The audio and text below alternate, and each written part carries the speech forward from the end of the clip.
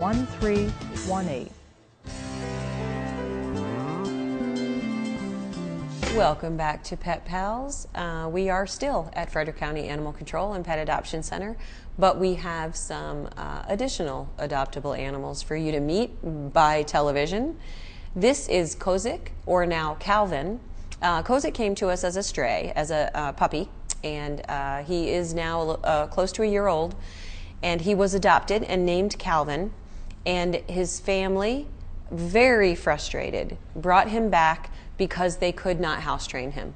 Now, I have met dogs that are a challenge to house train. I have yet to meet any dog that can't be house trained unless there's, some medical disability. So I feel very confident that this is a solvable problem, but I'm going to let you first fall in love with how absolutely beautiful this dog is. This little Yorkie is very petite, and his feet and face are red as red can be. He is just a beautiful little dog. He's good with children. He is a friendly, outgoing dog, and he is not a barker, as some tiny dogs tend to be. I'm not saying he can't bark. It's just that in the shelter, when you go back and all the dogs are jumping around and barking, he is not. And so he has a lot going for him. But here's the issue.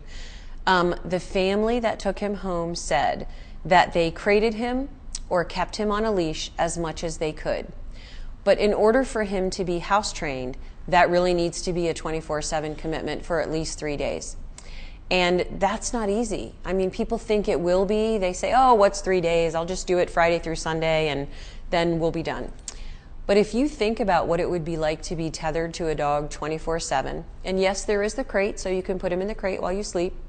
But one of their frustrations was that, those cute little paws, is that he will urinate in the crate in the stage of house training that he's in now.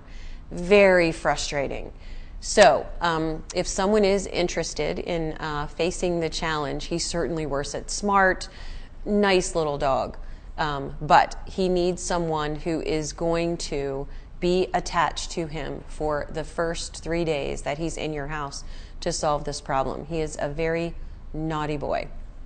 So one of the things that has to be done is so leash to you, I really do mean that 24/7.